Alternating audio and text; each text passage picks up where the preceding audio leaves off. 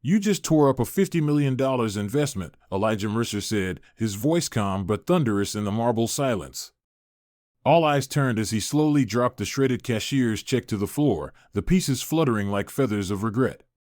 Across the lobby, phones were raised, breaths held. Astoria Trust had just made the most expensive mistake in its history.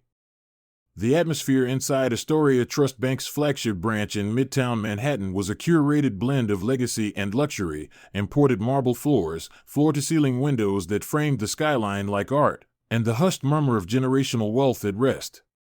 It was the kind of place where old money felt at home, where prestige wasn't spoken but silently understood.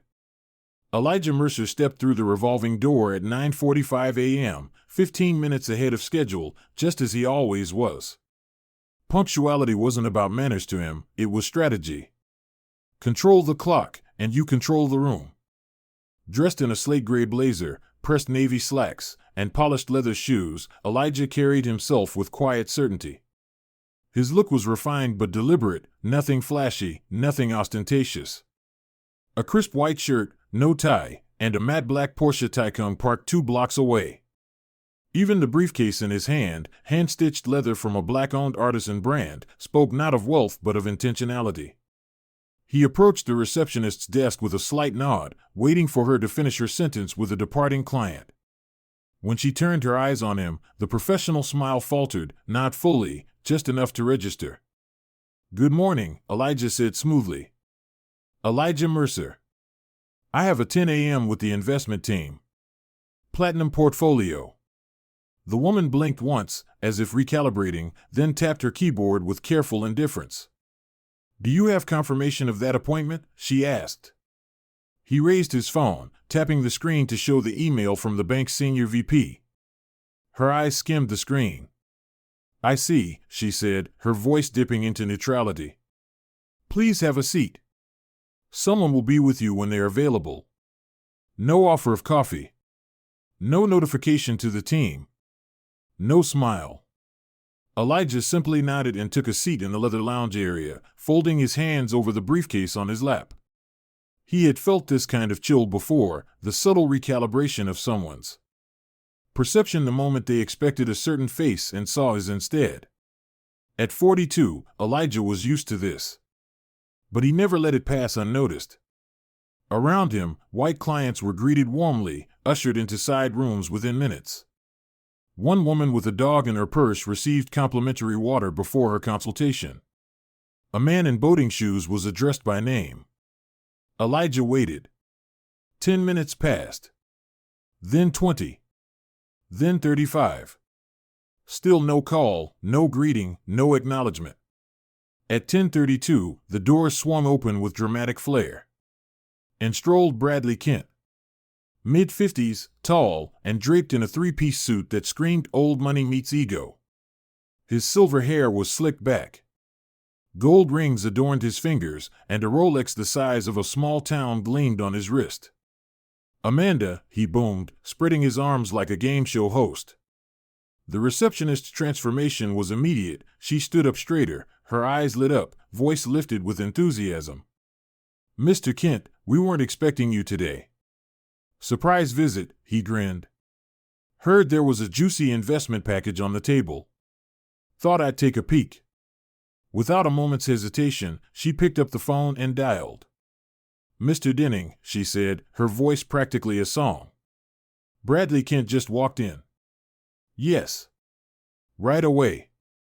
Elijah watched it all with the stillness of a man who already knew the ending. 30 seconds later, Marcus Denning emerged. Mid-40s, white, with the posture of someone raised on entitlement and early promotions. "Bradley," he greeted, arm extended, voice echoing through the lobby. "Let's get you into the executive suite. We've got something perfect lined up for you." No glance at Elijah. Not a flicker of recognition. Just a quick ushering of the preferred client through frosted glass doors. Elijah checked his watch. 10:48. He stood and walked calmly to the desk. "Excuse me," he said politely, "my appointment was scheduled for 10. I've been waiting nearly an hour. Is there a reason for the delay?" The receptionist barely concealed her annoyance. I'm sorry, Mr. Mercer. Our advisors are currently tied up with priority clients. The emphasis was casual but unmistakable. Elijah nodded once. Understood. He returned to his seat but pulled out his phone. A few taps. One call. Layla, he said when his assistant answered. Cancel the investment. Yes, the full $50 million. And send a notice to the board liaison, make sure President Langston is made aware. No, I haven't been greeted. No one's offered me so much as a cup of water. Yes, I'm still in the lobby. A hush fell over the room. Even without raising his voice, the authority in Elijah's tone cut through the air like a scalpel. Customers shifted. Staff froze mid-keystroke. Then, from the elevator behind the reception desk, the doors slid open, and out stepped Frederick Langston, the bank's president, his coat still half-buttoned. He looked directly at Elijah. Mr. Mercer, he said, voice taut with concern. I came as soon as I got the call. What's going on here? The receptionist paled. Her mouth opened, but no words came. Elijah turned to face the president, his expression composed. Apparently, he said, this institution has redefined VIP service. The rest of the bank, still frozen, waited for whatever would happen next. Because in that moment, they realized something they hadn't before. Elijah Mercer wasn't just another client. He was the client. And they had just made the most expensive mistake in Astoria Trust Bank's history. For a moment, everything stood still. Frederick Langston's polished dress shoes echoed faintly across the marble as he approached the stunned lobby, his face a mixture of confusion and rising concern. He had heard the final line of Elijah's call, cancel the full $50 million, and in the calculated world of high finance, those words hit like a thunderclap. The bank president's eyes locked with Elijah Mercer's, and in an instant, he recognized the weight of the mistake unfolding in front of him. Mr. Mercer, he said firmly, extending his hand. What exactly is going on here? Elijah accepted the handshake without warmth, his voice steady but edged. That's a question you might want to ask your bank manager, Mr. Langston. I've been waiting for nearly an hour to finalize a confirmed $50 million investment. Instead, I've watched walk-ins escorted into the executive suite while I was ignored, questioned, and just moments ago, told to take my business to a community-level branch. Frederick's gaze shifted toward the front desk. The receptionist's cheeks had gone pale, her mouth frozen half open as if she could rewind the last 45 minutes. Behind her, several junior employees stared wide-eyed. But the most uncomfortable figure in the room was now stepping forward with forced composure, Marcus Denning. Fred, he said too casually, brushing invisible lint from his lapel. I can explain, you'd better, Langston cut in sharply. Now. Marcus cleared his throat, trying to maintain his air of control. Mr. Mercer showed up claiming to have a meeting. His name wasn't on my calendar, and he failed to present credentials verifying the size or legitimacy of his investment. In the interest of protecting our high-value offerings, I redirected our resources to Mr. Kent, who has an established relationship with our institution. Elijah's brow barely moved. You mean the man who walked in after me without an appointment and was instantly handed a sweet and a pastry tray? Langston turned back to Marcus. Is that true? Before he could answer, the elevator dinged again. 2 uniformed NYPD officers stepped into the lobby, scanning the room. One of them, a black woman with sharp eyes and a confident gait, approached the desk. We received a call about a potential fraudulent investor attempting access to institutional funds, she said. Marcus quickly stepped forward. Yes, officers, thank you for responding. The man in question is right over, actually, came a voice from behind a row of cubicles. That's not who you need to be looking at. Heads turned as Diego Morales stepped into the light. A 28-year-old analyst with a clean-cut look, pressed shirt, and badge hanging from his belt, Diego looked nervous, but resolved. President Langston, he began, glancing respectfully at Frederick, I've been trying to flag this internally all week. Bradley Kent submitted falsified statements as part of his application to access the Platinum portfolio. I filed 2 suspicious activity reports, one directly to Mr. Denning, but he told me not to interfere.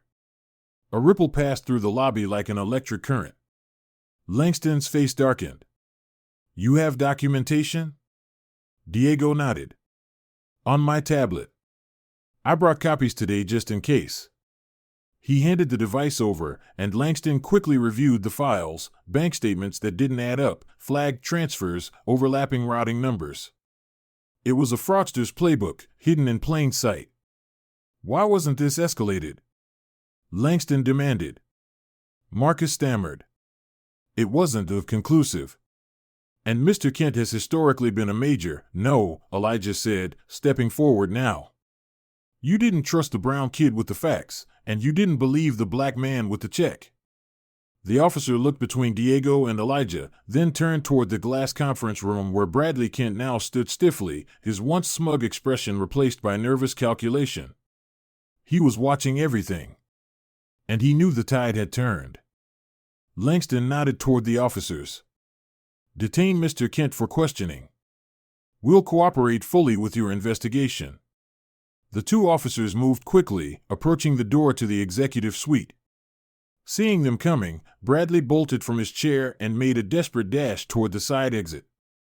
Hey, someone shouted. The second officer was faster. She cut him off near the corner and pushed him back into the room. Sir, don't make this worse. I didn't do anything. This is a misunderstanding. Bradley protested as the officers moved to secure him. I'm a respected client here. You're a fraud who tried to bluff his way into a $50 million deal, the first officer said coolly. You're lucky we're not cuffing you in the middle of Fifth Avenue. As the officers led him away, a stunned silence fell over the room. Every employee, every client, every executive assistant pretending to type, they all knew something seismic had just occurred. But the final blow hadn't landed yet. Elijah, standing at the center of the polished lobby, slowly reached into his briefcase.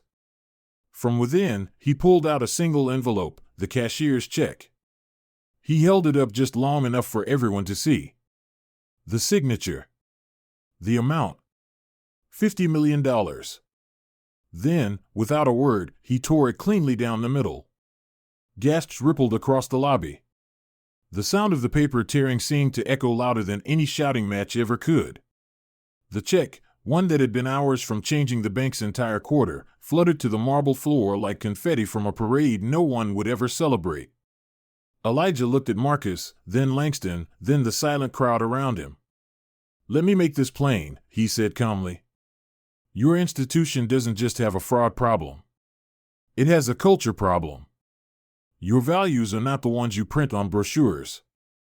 They're the ones you practice when you think no one important is watching. He turned to Langston. I don't need champagne or a corner suite. I needed respect. I didn't get it here. And now, your bank won't get my business.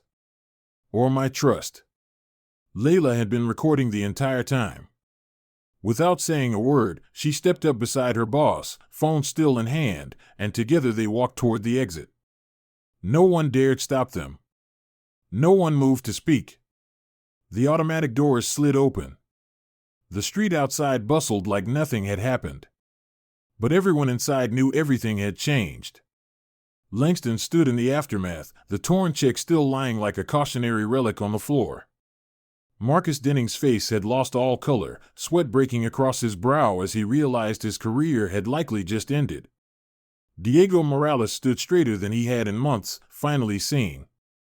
And all across the bank, silent employees stared at one another, wondering how many times they'd stood by in silence while something like this played out, only this time, the world had watched. And it wasn't finished watching. Not even close. By the time Elijah Mercer and Layla stepped into the Manhattan sunlight, the world inside Astoria Trust had already begun to fracture.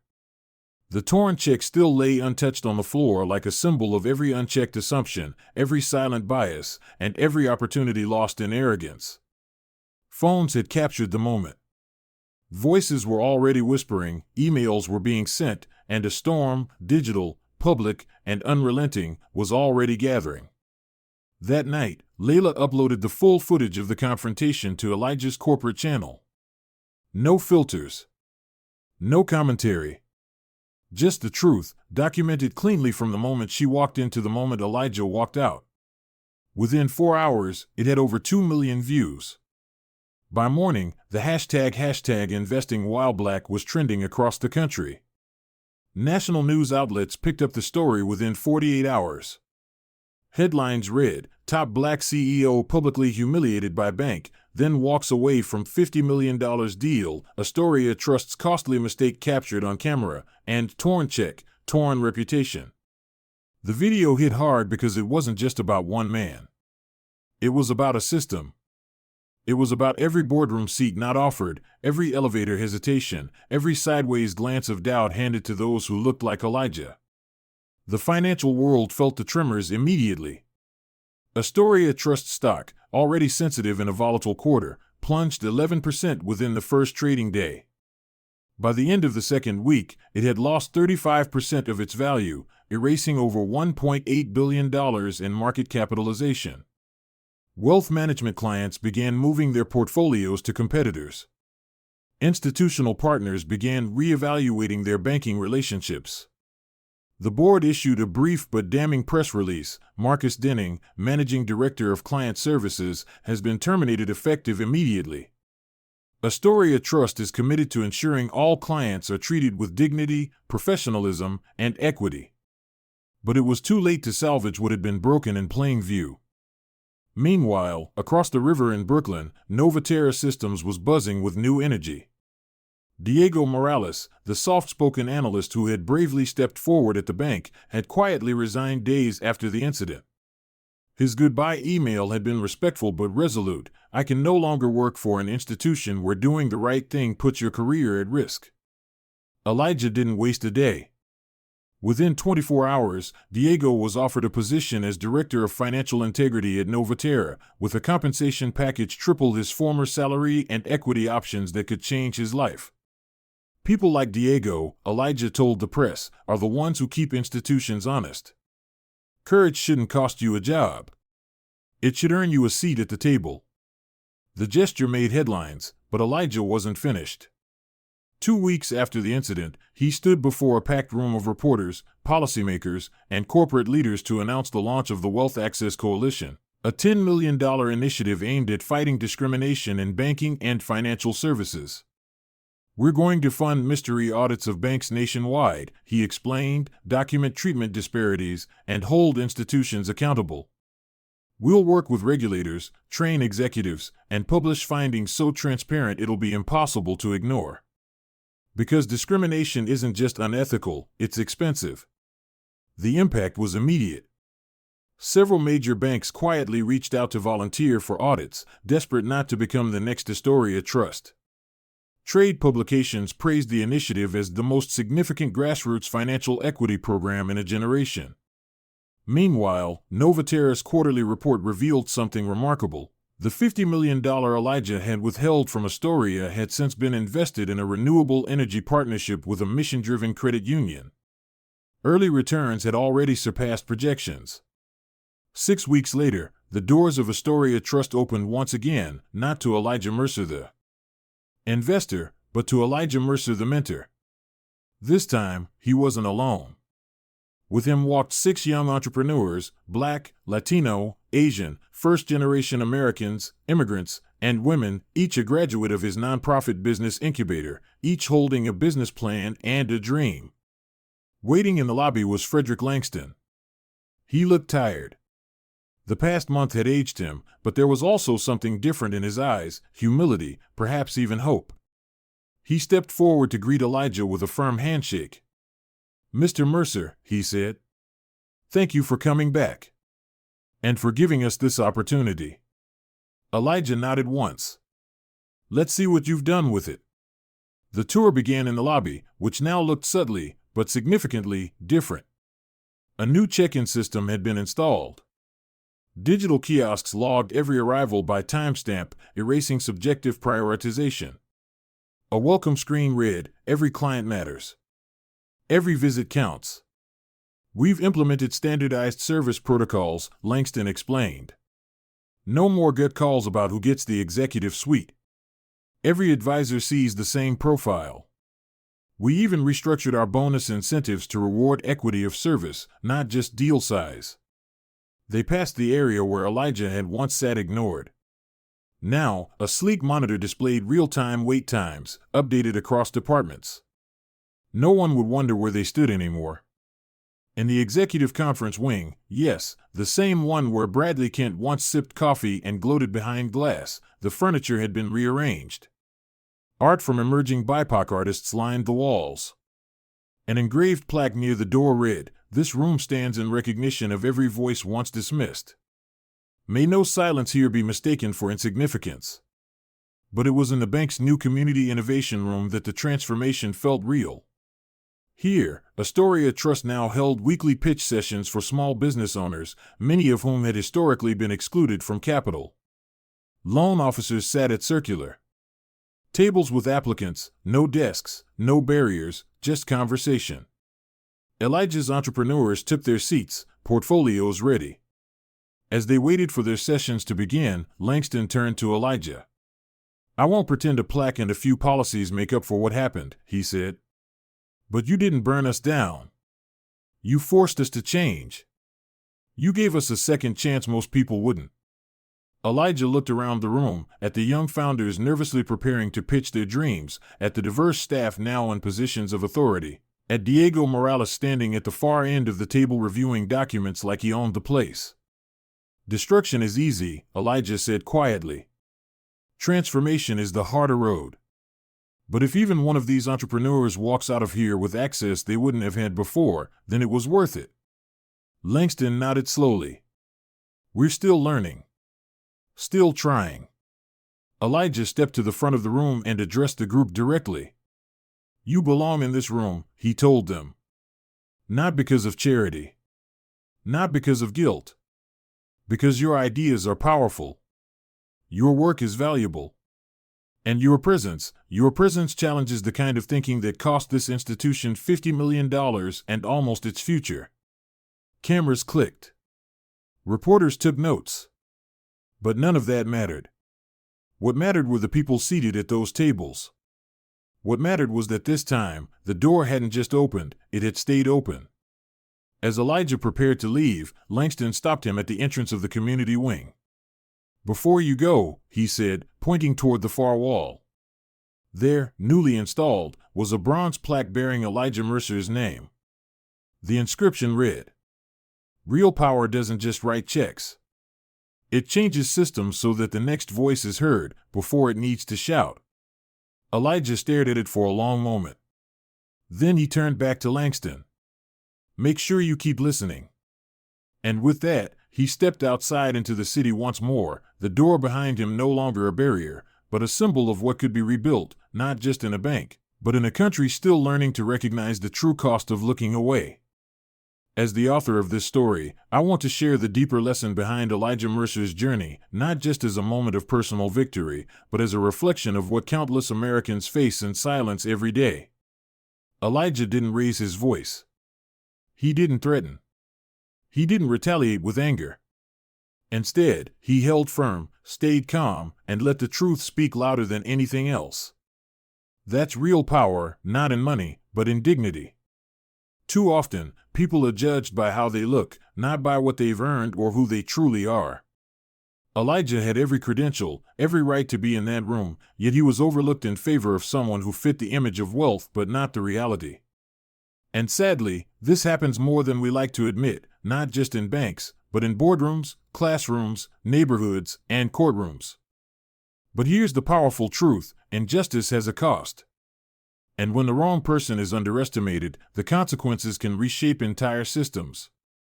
Elijah didn't just walk away with his dignity, he walked away with the power to force accountability. He turned humiliation into reform. That's a lesson for all of us. To those who've ever been talked over, looked past, or told they weren't enough, your presence matters. Your voice matters. And sometimes, the most revolutionary thing you can do is simply refuse to shrink. Let your work, your integrity, your character do the speaking. To those in positions of power, influence, or privilege, let this story be your reminder that bias, whether subtle or overt, isn't just unfair, it's expensive. Treat every person who walks through your doors with equal respect. Because the person you dismiss today might be the one holding the key to your future. On behalf of our channel Us, Justice Stories, thank you for spending your time with this story. If it moved you, challenged you, or reminded you of someone you know, please share it. Let's continue having these conversations. Let's hold each other accountable. And most importantly, let's build a culture where no one has to shout just to be heard. If you believe in justice and fairness, and in the quiet strength of standing tall, hit that subscribe button, type justice in the comments, and let us know where you're watching from. We appreciate you. We see you. And we're glad you're here.